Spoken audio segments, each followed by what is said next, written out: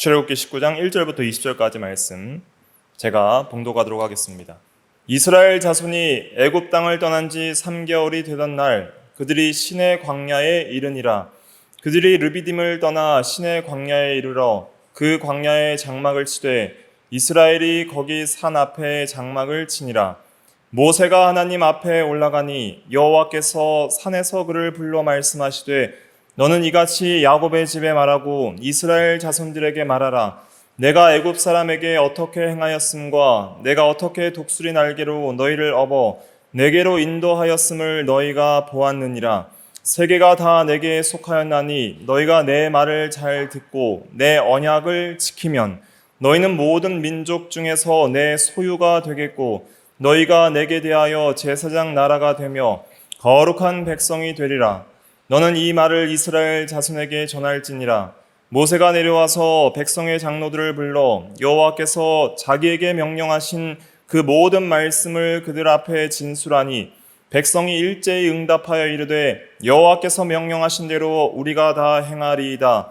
모세가 백성의 말을 여호와께 전하매 여호와께서 모세에게 이르시되 내가 빽빽한 구름 가운데서 내게 임함은 내가 너와 말하는 것을 백성들이 듣게 하며 또한 너를 영영히 믿게 하려 함이니라. 모세가 백성의 말을 여호와께 아뢰었으므로 여호와께서 모세에게 이르시되 너는 백성에게로 가서 오늘과 내일 그들을 성결하게 하며 그들의 옷을 빨게 하고 준비하게 하여 셋째 날을 기다리게 하라.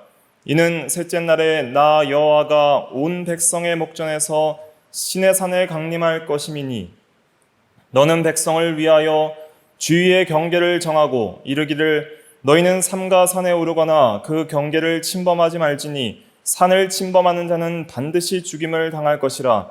그런 자에게는 손을 대지 말고 돌로 쳐 죽이거나 화살로 쏘아 죽여야 하리니 짐승이나 사람을 막론하고 살아남지 못하리라 하고 나팔을 길게 불거든 산 앞에 이를 것이니라 하라. 모세가 산에서 내려와 백성에게 이르러 백성을 성결하게 하니 그들이 자기의 옷을 빨더라. 모세가 백성에게 이르되 준비하여 셋째 날을 기다리고 여인을 가까이 하지 말라 하니라.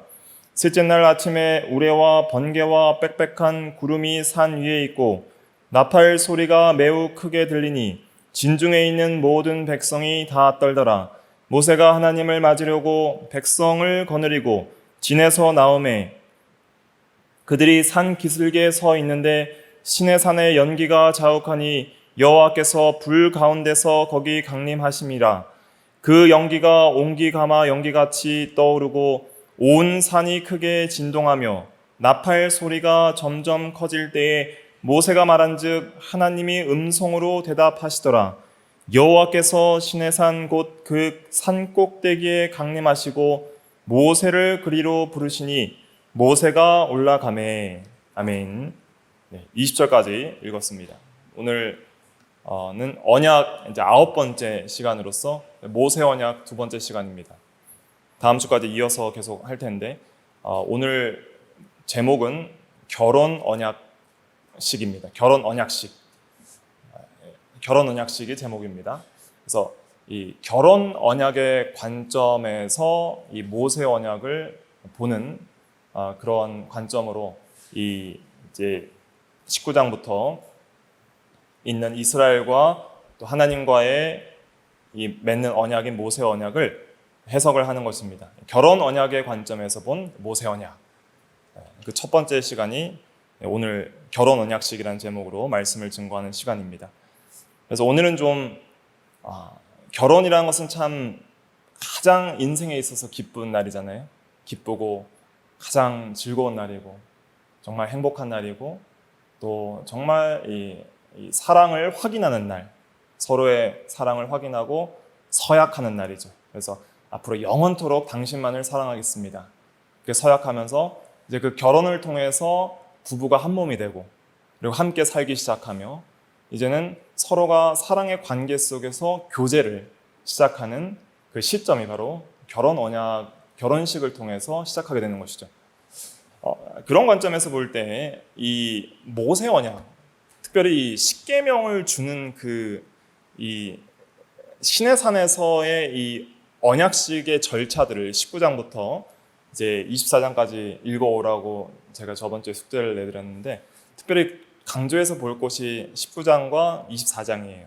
그리고 이제 20장부터 23장까지는 그 언약에 대한 의무 조항들을 이제는 하나님과 성도들이 서로 결혼 관계의 언약을 맺는데 어떻게 서로 사랑해야 될지에 대한 사랑의 방식들을 설명을 하는데, 그 중에 핵심이 이제 20장 초반에 있는 십계명이 되는 것입니다.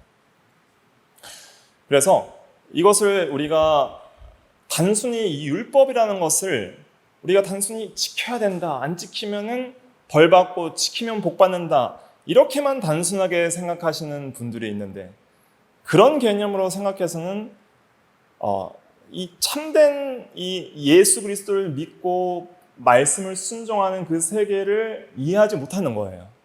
그리고 정말 예수를 믿고 그 이후에 정말 십계명을 준수하면서 사는 그 자의 그 중심이 그러한 삶의 중심이 어디에 있어야 하는지를 모르는 것이죠. 그러니까 부부가 서로 부부 관계에서 서로가 서로를 존중하고 해야 될 말이 있고 하지 말아야 될 말이 있고 해야 될 행동이 있고 하지 말아야 될 행동이 있잖아요. 가장 하지 말아야 될 것은 부부 관계에서 뭐예요?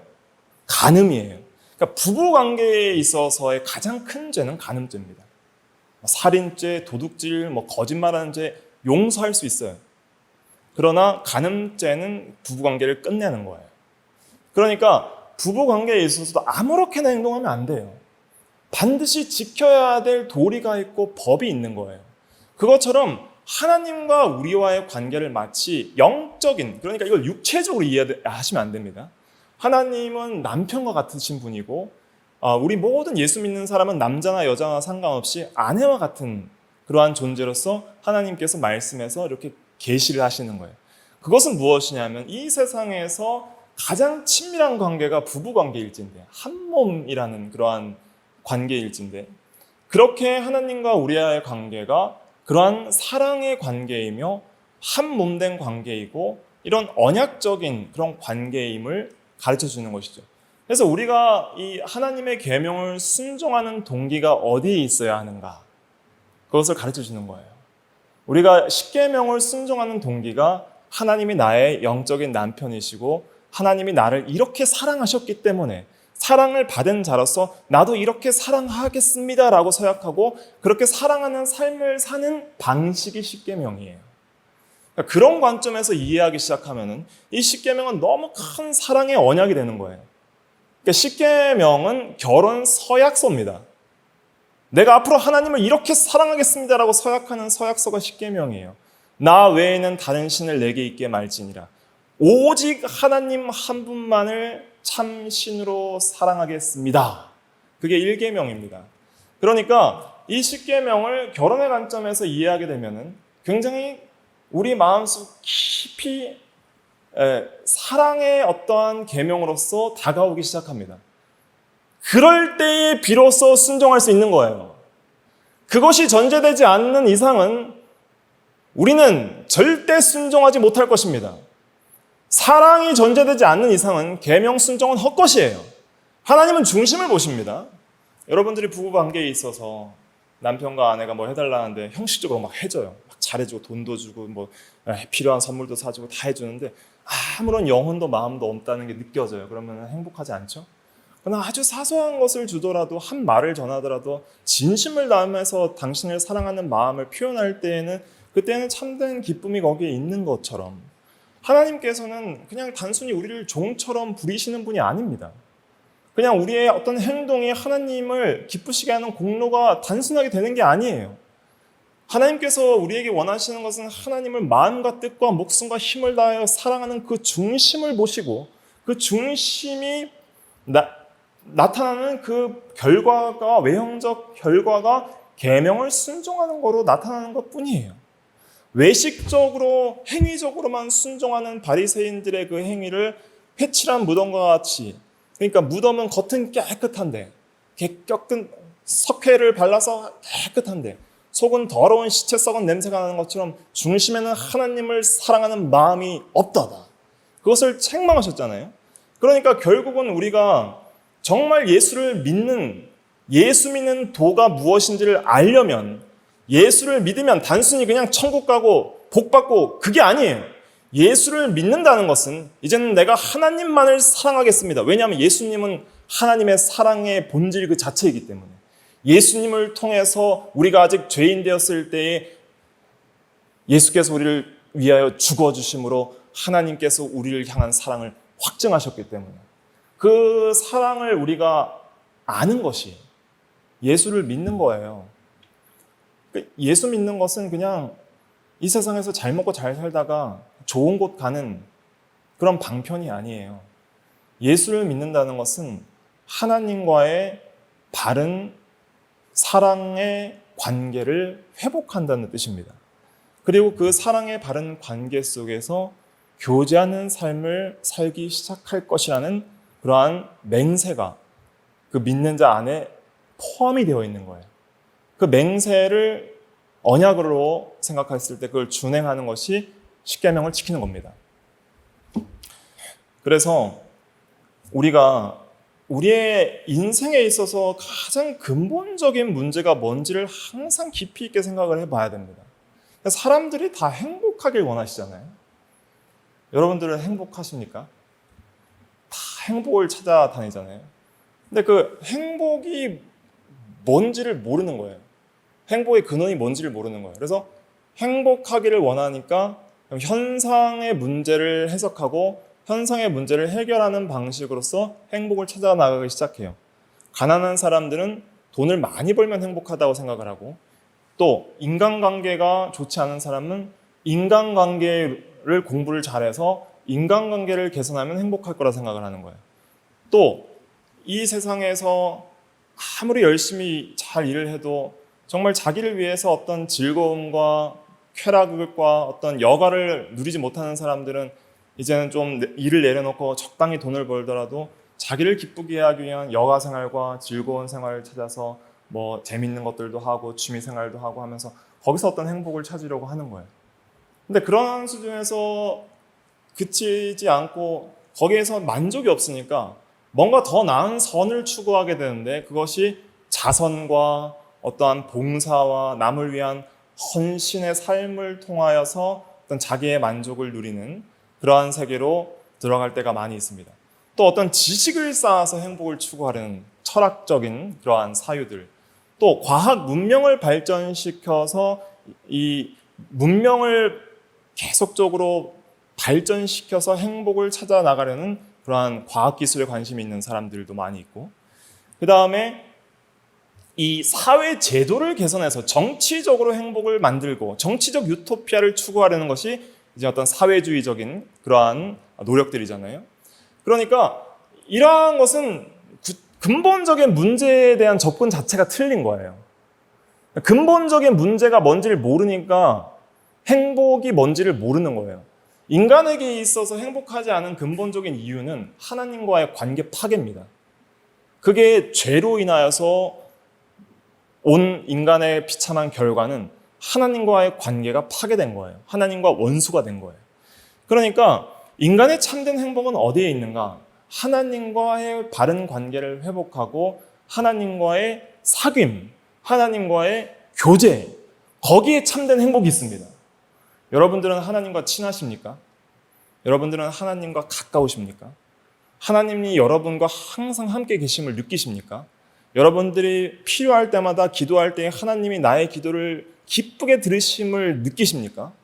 하나님께서 여러분들의 삶을 인도하심을 보고 계십니까? 여러분들은 하나님과 항상 동행하면서 그 앞에 거룩하고 흠이 없게 살려고 힘을 쓰며 살아갈 때 누리는 하나님 나라의 기쁨을 누리고 계십니까? 이러한 것에 대해서 잘 모르겠다고 생각하시는 분들은 아직 그 기쁨의 세계를 아직 발견하지 못했거나 그것을 누리지 못하는 거예요. 예수 믿는 도는 여기에 있는 겁니다. 예수를 믿는다는 것은 하나님과의 바른 관계 속에서 교제하게 하는데 목적이 있어요. 그것을 요한일서 1장 3절에서 확실하게 증거하고 있습니다. 요한일서 1장 3절 한번 찾아볼게요. 신약 388페이지. 신약 388페이지. 요한일서 1장 3절 같이 읽어볼게요. 시작. 우리가 보고 들은 바를 너희에게도 전함은 너희로 우리와 사귐이 있게 하려 함이니 우리의 사귐은 아버지와 그의 아들 예수 그리스도와 더불어 누림이라. 여기서 사귐이라고 표현했죠. 이게 이제 교제, 사귐, 다른 관계 속에서 서로 사랑의 교제를 나누는 것을 이제 헬라어 원어로는 코이노니아라고 하는데, 참여하고 사귀고 교제하는 그것을 가리킵니다. 그래서 우리가 복음을 전함은 사귐이 있게 하려 함이라. 이 목적은 사귐에 있다는 거예요. 사귐. 그 사귐은 성도들 간의 교제, 우리가 성도의 교제화하고 신앙을 고백하잖아요. 사도신경을. 성도 간의 어떤 교회 간의 교제가 있지만은 그 성도 간의 교제는 누구와 더불어서 누리는 거냐면 그리스도와 하나님 아버지와 함께 더불어 누리는 것이다. 우리가 이것을 쓰면 우리의 기쁨이 충만하게 하려 함이라 그랬습니다. 그러니까 인간의 참된 행복은 관계의 회복에 있고 교제의 지속에 있습니다. 누구와의 관계의 회복이에요? 하나님과의 관계의 회복, 하나님과의 교제 지속. 그것이 인간의 참된 행복이에요. 그래서 세례는 하나님과의 관계 회복을 이제 증거하는 것이고, 성찬은 하나님과의 교제 지속을 이제 의미하는 거예요, 사실은. 그래서 우리가 정말 여러분들이 예수 그리스도를 진심으로 참된 믿음으로 믿는다면 여러분들은 하나님과의 관계가 회복되고 깨어지지 않습니다. 아버지와 아들의 관계가 되는 거예요. 또 아내와 남편과의 관계처럼 가장 친밀한 관계가 되는 거예요. 그러면 이제 막 살면 안 돼요. 아버지와 아들 관계에서 지켜야 할 도리가 있습니다. 자녀가 배은망덕하게 부모에게 함부로 대해서는 안 되는 거예요. 부모도 자녀를 함부로 대해서는 안 되는 거예요. 부모는 자녀를 아끼고 사랑하고 존중하면서 잘 양육해야 될 의무가 있고, 자녀는 부모를 순종하면서 공경하면서 감사하면서 마땅히 해야 될 도리가 있는 거예요. 남편과 아내의 관계에 있어도 도리가 있듯이 사랑의 관계라는 것은 더욱 친밀한 사랑의 관계일수록 지켜야 될 것이 많이 있어요. 그냥 정말 관계 없는 사람에게는 별로 안 지킬 만한 것이 별로 없지만은 정말 언약적 관계에 있는 가족 관계, 부부 관계, 이런 관계에서는 정말 서로를 존중하고 지켜야 될 법들이 많이 있습니다. 그것처럼 이 십계명은 하나님과 우리와의 관계가 이제는 그리스도를 통하여 화목됐고 회복되었고, 마치 남편과 아내의 관계처럼 이제 결혼 예식을 통하여서 마치 영적 결혼 관계에 들어갔기 때문에 이제는 절대 하나님 앞에서 막 살면 안 된다는 거예요. 정말 하나님을 바르게 사랑하면서 사는 삶을 살겠습니다라고 서약하는 것이 결혼 언약식에 있어서 가장 핵심인 이 십계명, 이 서약서, 십계명, 결혼 서약서인데, 이것을 공포를 통해서 이제는 하나님만을 사랑하며 하나님을 나의 남편으로, 영적인 남편으로, 참 신으로서 섬기며 살겠습니다. 이렇게 맹세하는 것이 이제 19장과 20장 또 24장에 있는 주요 내용입니다. 그런 골자를 이해하시면서 이 문맥을 읽어 나가게 되시면 굉장히 풍성한 진리들을 우리가 전달받을 수가 있는데, 19장부터 오늘은 이제 읽어 나가면서 이 결혼 언약식의 관점에서 읽어 나가다 보면, 우리가 결혼식을 이렇게 가보셔서 알겠지만은 결혼식 순서들이 어느 정도 이렇게 일정한 순서들이 있잖아요. 그러한 일정한 순서들이 여기에서 풍성하게 보이기 시작합니다. 그러면서 이것이 참으로 결혼 언약식의 의미를 담고 있구나 하는 것을 성경을 통해서 이해할 수가 있는 거예요. 그래서 19장부터 이 결혼 언약의 관점에서 이것을 읽어 나가야 되는데, 그 읽어 나갈 수 있는 이제 근거 구절이 먼저 있어야 되는데, 성경은 성경으로 해석해야 되기 때문에 근거 구절은 무엇이냐면 이것도 한번 찾아보고 시작하도록 하겠습니다. 예레미야 31장 32절 말씀, 구약 1102페이지입니다. 구약 1102페이지, 예레미야 31장 32절 말씀, 구약 1102페이지.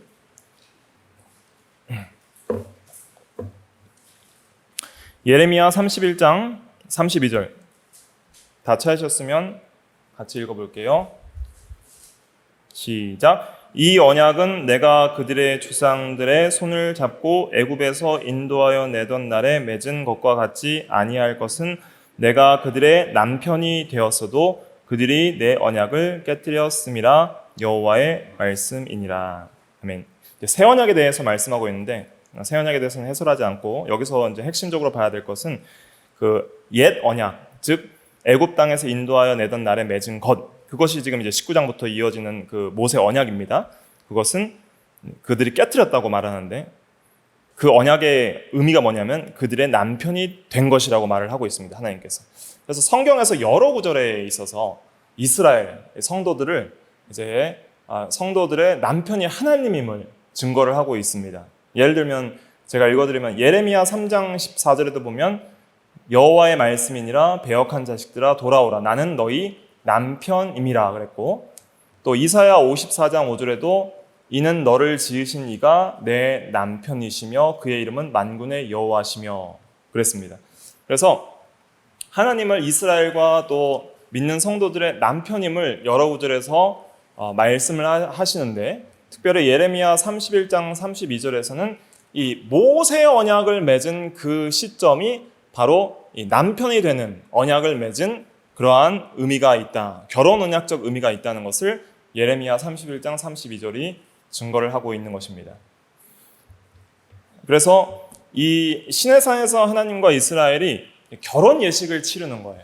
결혼 예식. 그래서 이제는 하나님이 우리에게 청혼을 하시고, 그리고 우리는 그 청혼을 수락하고, 이제는 하나님만을 사랑하겠습니다 서약하고, 이제는 이 부부 관계에 이제 들어가게 되고, 그러니까 부부가 살 집을 이제 짓게 되는 것이죠. 그것이 이제 성막이 되는 것입니다. 성막과 성전이 이제 신혼집의 의미가 있는 것이죠. 그러한 관점에서 이제 먼저 신랑의 청혼에 대해서 살펴보도록 하겠습니다. 19장에 보시면 19장을 제가 저번 주에 좀 일부 했는데 19장에 보시면 먼저 하나님께서 신부되는 이스라엘, 또 이제 우리를 말하는 겁니다.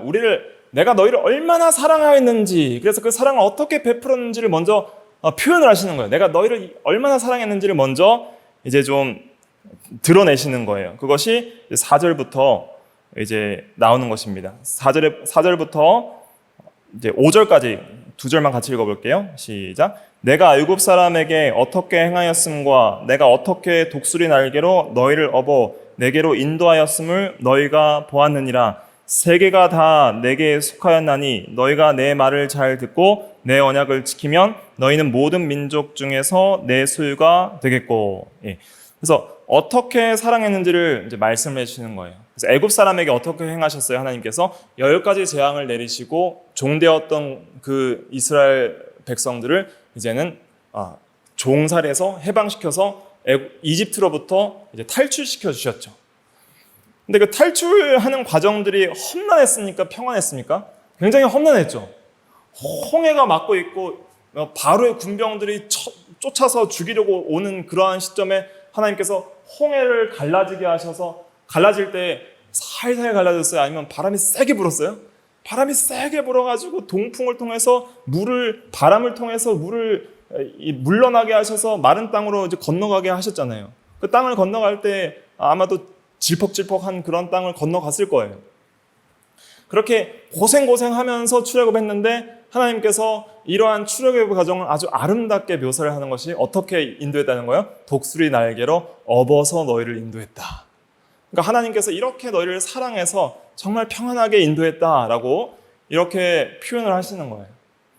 그러면서 내가 너희를 얼마나 사랑해서 너희를 그 종되었던 곳에서 구원했는지 너희가 알지 않느냐, 너희가 보았지 않느냐, 이렇게 말씀을 하시는 거예요.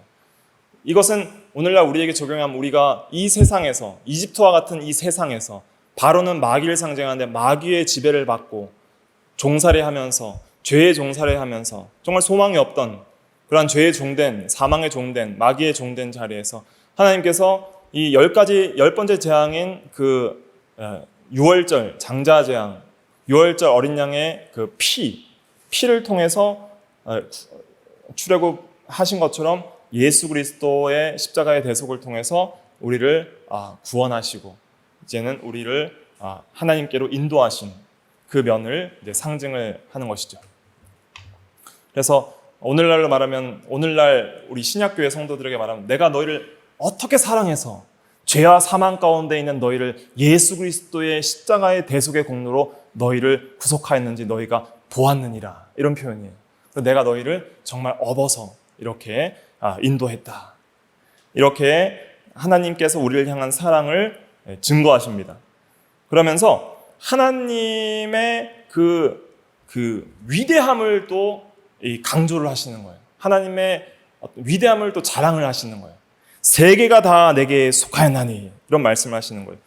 그래서 결혼할 때 좀 유치한 예지만은 남편 될 사람이, 신랑 될 사람이 신부에게 내가 재산이 얼마 있고 또 내 능력이 이러니까 나랑 같이 살자, 이렇게 말을 하기도 하잖아요.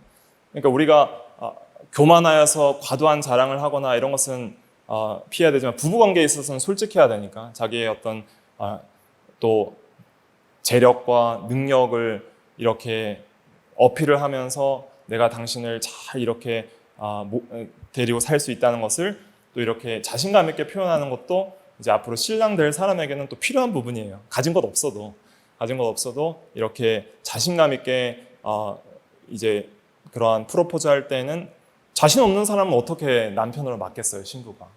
그래서 자신감을 보여줄 필요가 있는데, 저도 결혼할 때 사실은 한 분도 없지만 자신감으로 청혼을 했거든요. 자신감 있게 하면은 되는 거예요. 자신감 있게 하면 돼요. 근데 하나님은 무한한 자신감을 가지셔도 되는 분이에요. 하나님께는 교만이 없어요. 왜냐하면 하나님은 말씀하는 자체가 하나님 자신 그 자체이기 때문에. 우리는 다 사실은 우리에게 있는 재력이나 능력이나 은사들은 다 하나님께 받은 것이잖아요. 그러니까 함부로 교만해서는 안 되지만은, 하나님은 하나님께서 자존하시는 그 능력으로 다 가지고 계신 거기 때문에, 하나님께서 말씀하시는 사실 그대로이기 때문에 그것은 교만이 아니고 자랑도 아니고 그냥 있는 그대로 말하는 거예요. 세계가 다 내게 속하였나니, 하나님께서 창조하신 거니까 세계가 다 내 거다. 또 학개서 2장 8절에 보면 은도 내 것이요 금도 내 것이라, 이런 말씀도 있습니다. 그러니까 하나님이 모든 세계를 소유한 이 현세적인 물질 세계뿐만 아니라 내세 천국, 영적인 세계도 다 내 것이다. 그러므로 너희가 내 아내가 되면 내가 소유한 모든 것이 누구 거다? 너 것이 된다. 함께 공유할 수 있다 하는 것을 말씀해 주시는 것이죠. 이것은 하나님 안에서 누리는 복을 말씀해 주시는 거예요. 단순히 물질적인 복에 그치는 것이 아닙니다. 분명히 우리가 예수를 믿으면 현세에서도 하나님께서 어느 정도 믿음으로 사는 자들에게 필요한 물질적인 것을 주시지만은, 그러나 이것은 또 하나님 나라에 속한 내세와 영원한 하나님 나라의 그 복들을 다 포함을 하는 거예요. 그래서 우리는 궁극적으로 이러한 세계를 사모를 해야 되는 것이죠. 그러니까 하나님의 아내가 되면은 하나님께서 소유한 모든 세계가 우리의 것이 되는구나, 이러한 소망을 가져야 하는 것이죠. 그래서 하나님께서 이렇게 청혼을 하십니다. 청혼을 할 때 이제 모세가 중매자가 되는 거예요. 백성들이 직접 나아가는 게 아니라 모세가 중간에서 중매자로서 역할을 하는 거예요. 중보자, 중매자의 역할을 합니다. 그래서 모세가 이제 이 청혼 내용을 백성들에게 전합니다. 먼저 모세가 하나님 앞에 3절에 보니까 올라가서 하나님의 청혼을 듣고, 그 다음에 모세가 그 내용을 7절에서 백성들에게 하나님의 청혼 내용을 전달하게 됩니다. 7절 같이 읽어볼게요. 시작. 모세가 내려와서 백성의 장로들을 불러 여호와께서 자기에게 명령하신 그 모든 말씀을 그들 앞에 진술하니. 그래서 이것을 이제 진술하는 거예요. 그럴 때 이제 신부의 승낙이 8절입니다. 이제 결혼하겠습니다, 이렇게 하는 것이 8절이에요. 8절 같이 읽어볼게요. 시작. 백성이 일제히 응답하여 이르되 여호와께서 명령하신 대로 우리가 다 행하리이다. 모세가 백성의 말을 여호와께 전하매. 그래서 여기서 우리가 좀 주목해야 될 것은 무엇이냐면, 이스라엘이 전체가 하나님의 신부로서 하나님의 청혼을 받아들이고 하나님과 결혼 언약을 맺겠습니다, 이렇게 동의를 했다는 거예요.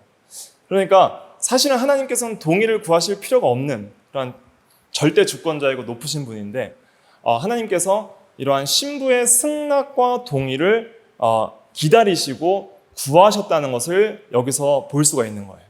그러니까 하나님께서는 하나님의 백성된 하나님의 신부들이 하나님을 자원해서 자발적으로 사랑하기를 원하시지 그냥 억지로 사랑하는 것을 원하시지 않는 거예요. 그러니까 우리가 예수 그리스도를 믿고 이제는 하나님으로 섬기고 하나님을 남편과 같이 영적 남편과 같이 사랑하겠습니다 라고 할 때에 하나님께서는 억지로 그렇게 하라고 강요하시는 그러한 분이 아니라 우리의 자원하는 마음과 동의와 승낙을 구하시는 하나님이시다 하는 것을 깨달아야 됩니다. 그러니까 우리가 예수 믿을 때 이제는 내가 하나님만을 사랑하겠습니다. 이렇게 자원해서 하나님을 섬기는 그러한 사람이 되어야 되는 것이죠. 이렇게 승낙을 했으면 이제는 그것을 지켜야 될 또 의무가 있는 거예요. 이제는 이제 결혼식을 준비하게 됩니다. 승낙을 받았으니까 이제 하나님께서는 결혼식 준비를 명하십니다. 8절에 이제 모세가 백성의 말을 여호와께 전하매 이제 결혼식 준비를 명하시는 내용이 이제 9절부터 10절에 나옵니다. 9절부터 10절 같이 읽어볼게요. 시작. 여호와께서 모세에게 이르시되 내가 빽빽한 구름 가운데서 내게 임함은 내가 너와 말하는 것을 백성들이 듣게 하며 또한 너를 영영히 믿게 하려 함이니라. 모세가 백성의 말을 여호와께 아뢰었으므로 여호와께서 모세에게 이르시되 너는 백성에게로 가서 오늘과 내일 그들을 성결하게 하며 그들의 옷을 빨게 하고. 그래서 결혼식 준비는 성결하게 하라. 성결하게 하는 것을 통해서 결혼식을 준비하게 하셨습니다. 그래서 신부의 성결 의식이 이제 있는 거예요. 신부의 성결 의식. 첫 번째가 이제 신랑의 청혼, 두 번째가 모세의 중매, 셋째가 신부 승낙, 넷째가 신부 성결 의식. 그래서 이제 사실은 이 고대 근동 지방의 유대인들의 전통 결혼 예식에도 신부 성결 의식이 있습니다. 미크베라고 하는데 신부가 이제 욕조에 들어가서 이제 목욕을 하는 그러한 의식이에요. 근데 이때는 광야 이제 사막에 있으니까 목욕은 할 수 없고 옷을 빠는 그 행위를 통해서 이제 신부로서의 성결 예식을 이제 대신하는 그러한 일을 합니다. 그러니까 옷을 빤다는 의미는 무슨 의미가 있는가? 그것은 이 옷이라는 것은 성도의 행실을 가리키는데 행실을 성결하게 하고 또 거룩한 행실을 함으로써 이 거룩함과 경건함과 깨끗한 행실과 마음을 통해서 하나님과 결혼할 준비, 하나님을 만날 준비를 하는 거예요. 이제 결혼식 때 신랑이 입장하면 이제 신랑과 신부가 만나야 되잖아요. 그러니까 하나님과 결혼할 준비, 하나님을 만날 준비를 이제는 몸과 마음을 깨끗하게 함으로써 이렇게 준비를 하는 것이죠. 그래서 옷을 빤다는 것은 마음을 깨끗하게 한다는 의미가 있고 행실을 깨끗하게 한다는 의미가 있습니다.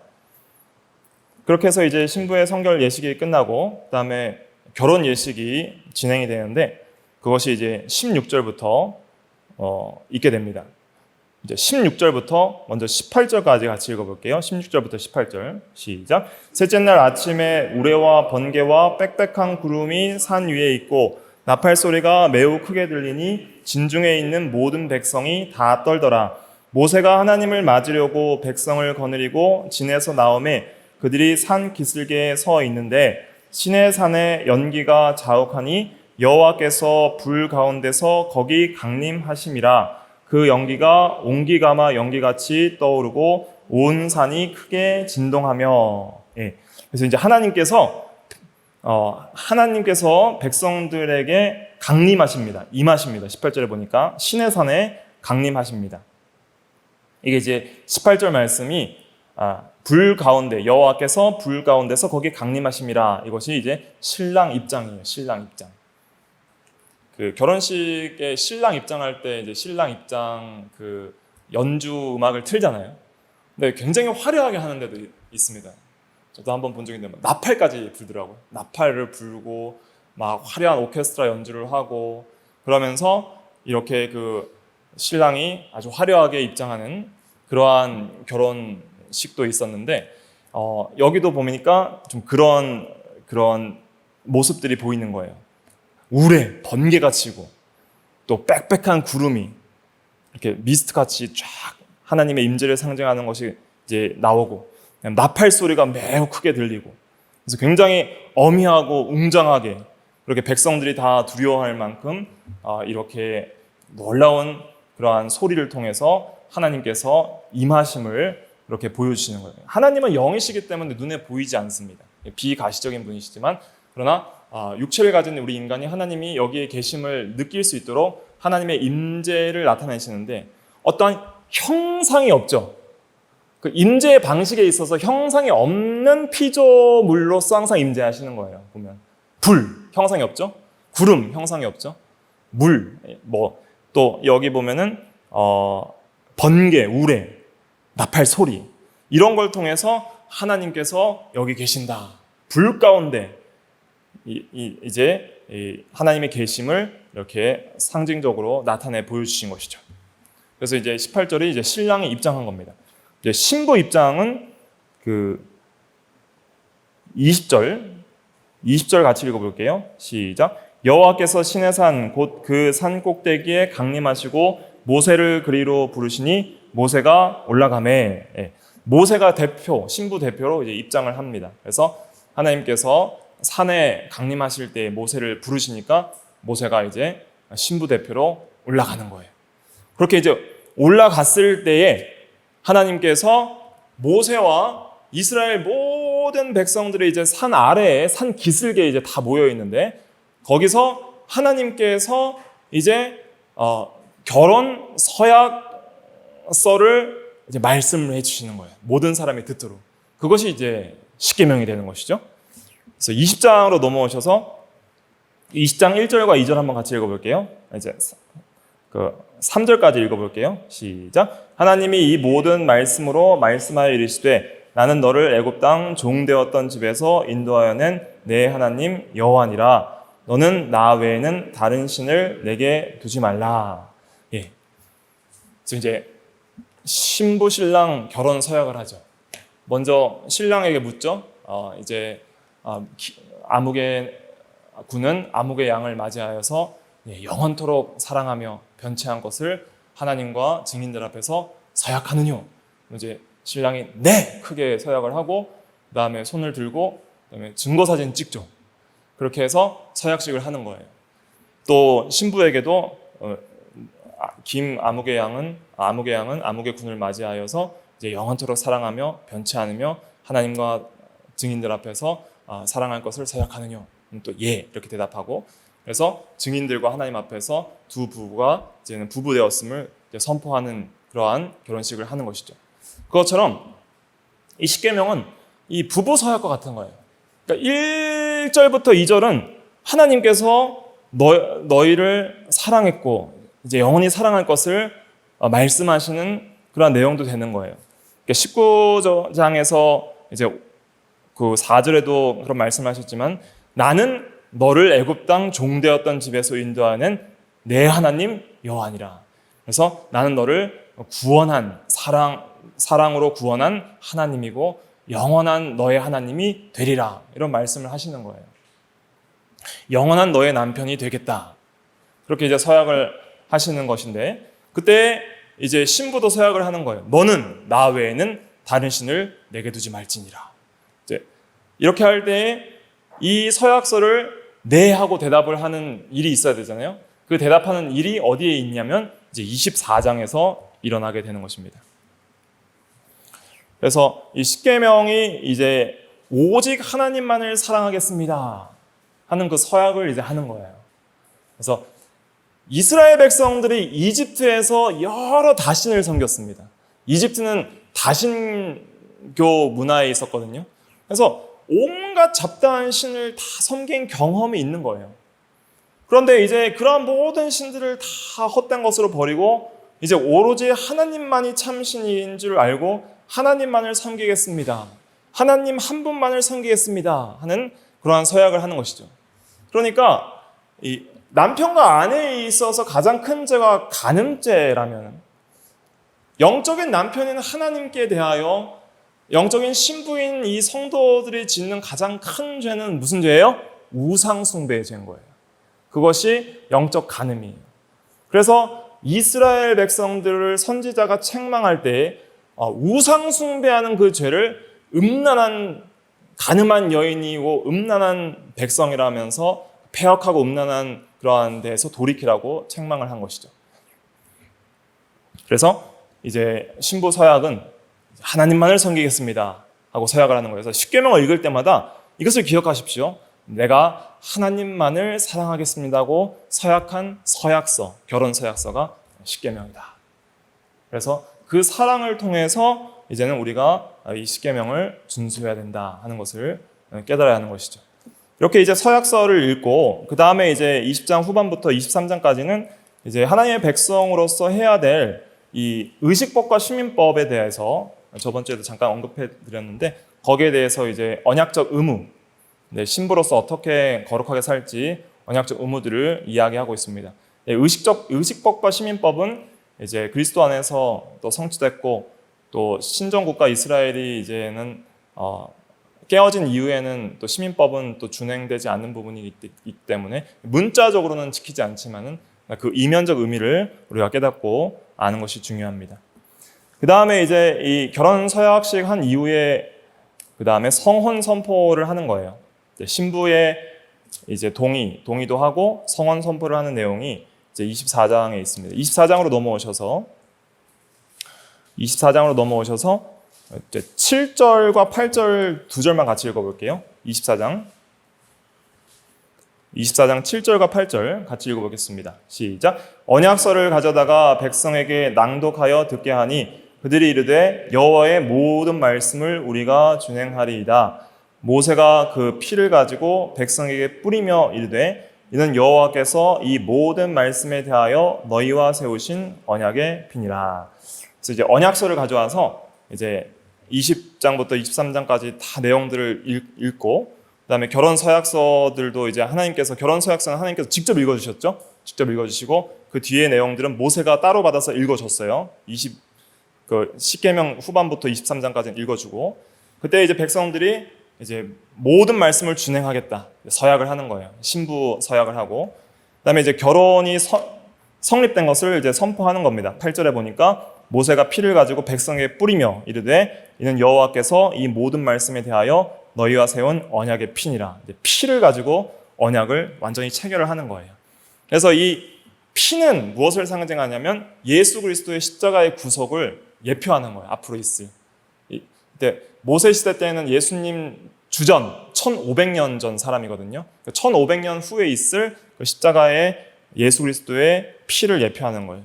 그러니까 우리가 하나님과의 원수된 관계가 깨어진 관계에서 이제는 정말 결혼 서약을 하는 관계처럼 친밀한 이 서약을 할 수 있는 관계, 성혼이 선포될 수 있는 그 근거가 어디 있다는 거예요? 그리스도의 십자가의 대속의 피에 있다는 거예요.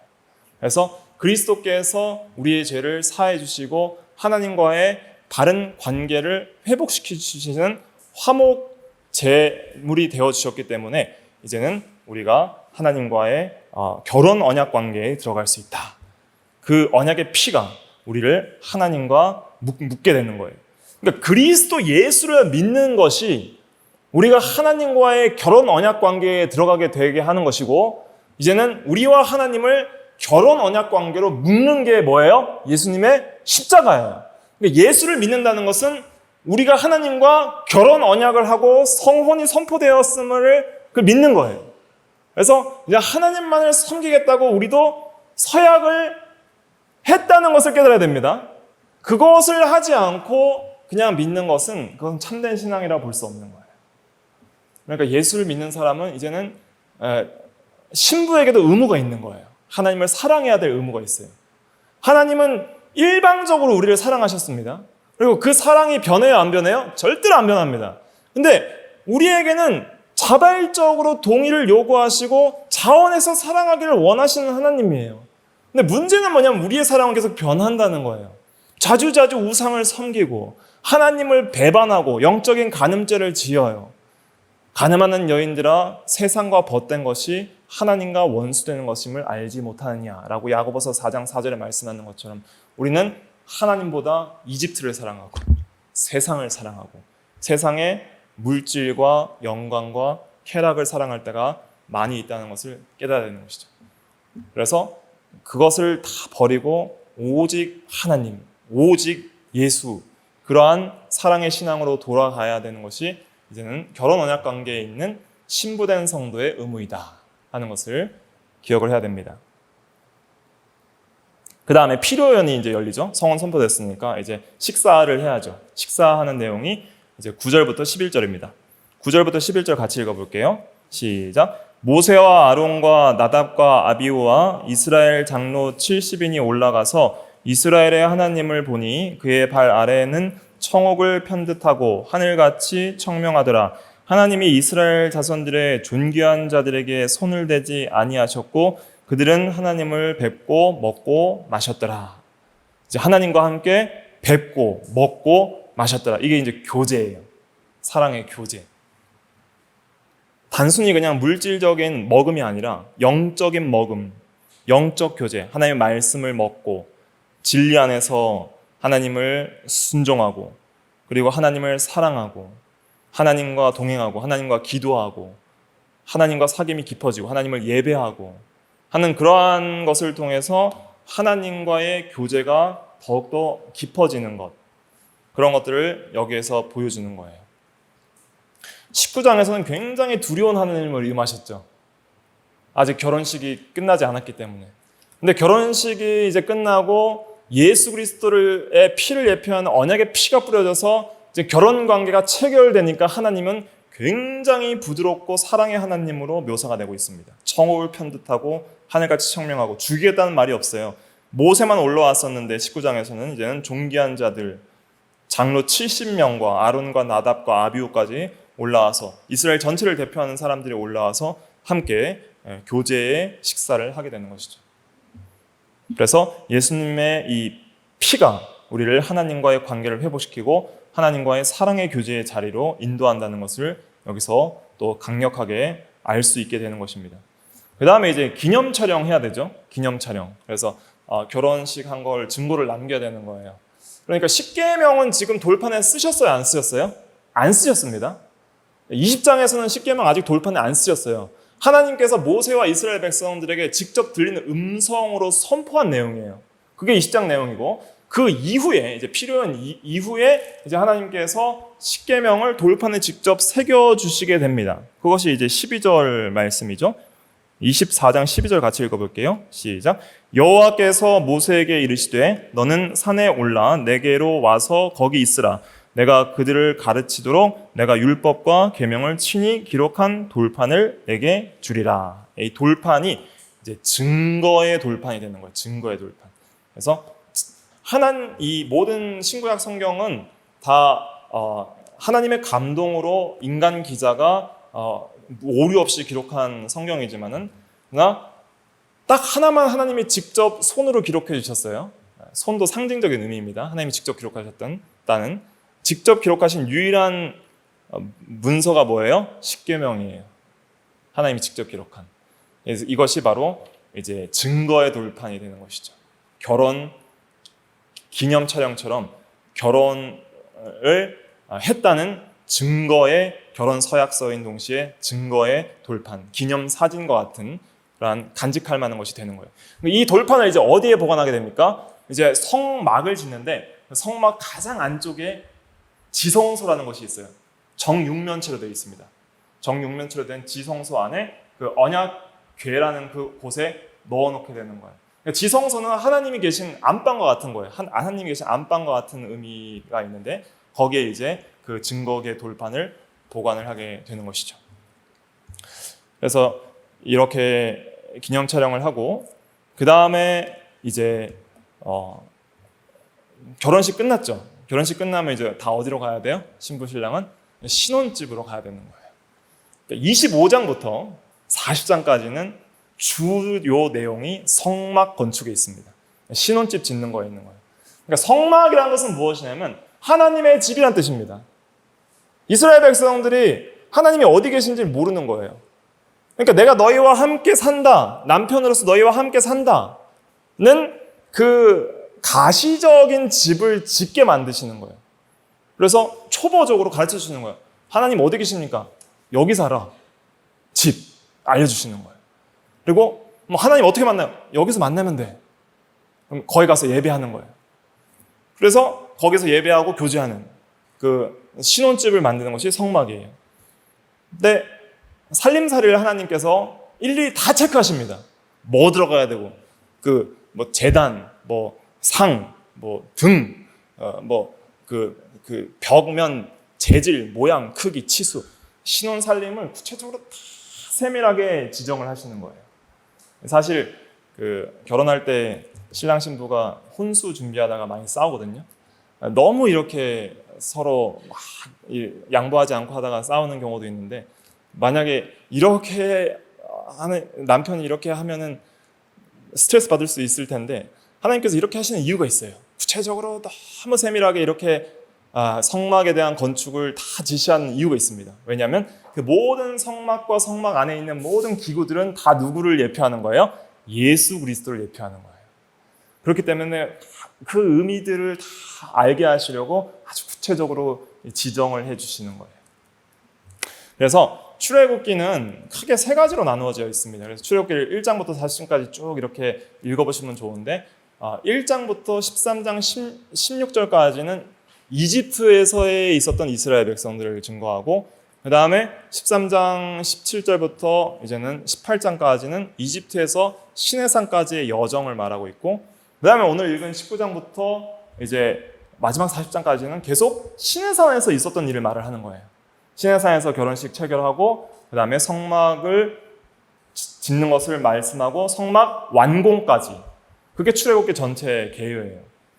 그래서 이것을 통해서 우리가 이 하나님과의 이 언약 관계, 모세 언약을 통해서 우리와 하나님과의 관계가 무엇인지를 깊이 있게 이해를 하게 되는 것입니다. 이것은 단순한 관계가 아니라 마치 영적인 부부 관계와 같구나. 이것은 사랑의 관계이구나. 그리고 이 관계에서 우리는 예수 그리스도를 믿는다는 것은 이 결혼 관계에 들어가는 것과 같구나. 하나님은 나의 영적인 남편이시구나. 그러면 하나님만을 사랑하는 것이, 그것이 신부된 도리이고 부부된 도리이다. 하나님은 변함이 없이 사랑하시기 때문에 남편된 도리를 다 하시면은 우리가 항상 배반하죠. 그 배반이 결혼식 가운데 일어나게 됩니다. 그게 이제 다음 주에 증거할 이제 금송아지 우상숭배 사건이에요. 이건 완전히 막장 드라마에서도 나오지 못할 만한 막장의 그러한 드라마 연출이 되는 거예요. 결혼식에 외도를 하고 간음죄를 짓는 그러한 모습을 이스라엘 백성들이 보여주게 됩니다. 그래서 하나님이 이스라엘 백성들을 버리시려고 했지만은, 그러나 모세가 3번이나 중보해서 버리지 말라 달라고 하면서 모세가 대신 그 중보를 할 때에 화목을 시킬 때에 하나님께서 이스라엘 백성들을 버리지 않으시는 거예요. 그 관계를 통해서 모세는 또 우리 예수 그리스도의 중보 사역, 우리와 하나님 사이를 화목시키는 그 사역을 예표를 하는 것이죠. 그래서 그건 이제 다음 주에 이어서 증거를 하도록 할 테고, 오늘은 한 가지 마음속에 깊이 가져가셔야 될 것은 무엇이냐면, 하나님께서 우리를 이렇게 사랑하셨고, 그리고 우리를 사랑하셔서 자신을 희생하셔서, 독생자 예수 그리스도를 희생하신 것은 하나님 자신이 희생하신 거예요. 하나님 자신이 독생자를 통해서 자신을 희생하셔서 우리를 구원하시는 사랑을 먼저 보이시고 우리에게 청혼을 하셨고, 그리고 그 청혼을 받아들이는 것이 우리가 예수를 믿고 이제는 하나님을 하나님으로 섬기겠다는 신앙 고백에 있는 거예요. 오늘날 이 결혼 승낙은 우리의 신앙 고백에 있습니다. 네, 하나님, 제가 예수 그리스도를 믿나이다. 죄와 사망에서 구원해 주신 예수님을 믿나이다. 하나님 아버지를 믿나이다. 그렇게 신앙 고백을 할 때 우리는 신부가 되겠다는 그러한 신부의 서약을 하는 것 같은 거예요. 그리고 앞으로는 하나님만을 섬기며 사랑하겠습니다. 이것은 십계명을 온전히 준수하면서 살아가겠다고 선포하는 것 같은 거예요. 그렇기 때문에 이 결혼 언약식이라는 이러한 관점에서 모세 언약을 읽으면서 이 복음과 십자가의 구속과 이 율법이 얼마나 이 결혼 언약에 있어서 핵심적인 부분을 차지하고, 복음을 통해서 우리에게 사랑을 먼저 나타내 보여주시고 우리를 구원해 주시고, 이제는 우리는 예수를 믿은 우리는 이제는 하나님께 대한 사랑을 받은 자로서 신부로서 신랑에 대한 합당한 의무와 반응이 뭘로 나타나야 된다는 거예요? 십계명으로 나타나야 된다는 거예요. 십계명을 준수한 삶으로 나타나야 된다는 거예요.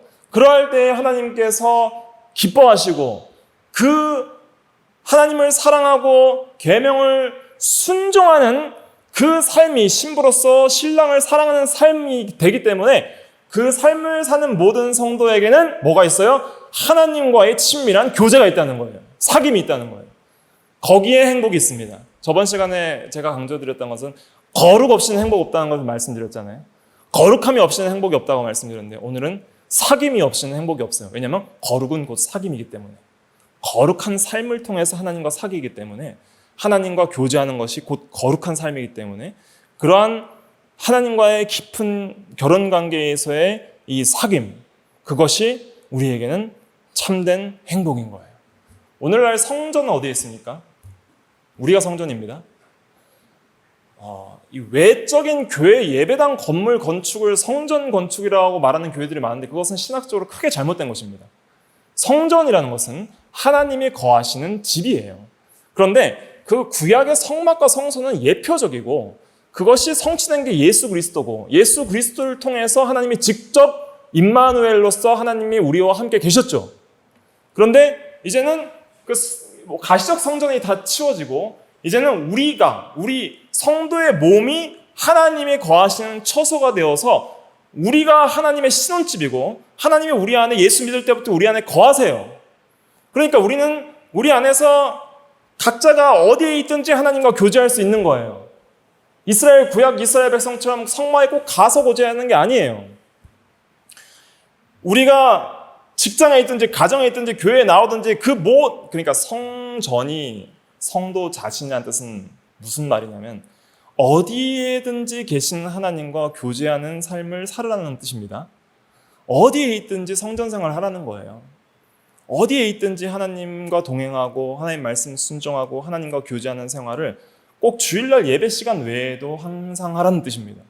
어디든지 하나님을 만나고 교제하고 모시는 생활을 할 때에 그때에 우리 성도들에게는 참된 행복과 또 놀라운 은혜가 있다는 것을 깨달아야 하는 것이죠. 그래서 오늘은 하나님을 이렇게 사랑하는 것이 참된 행복이구나 하는 것을 마음 깊숙이 이렇게 새기시고 이러한 삶을 또 일주일 동안 사는 우리가 다 되어야 되겠습니다. 기도하겠습니다.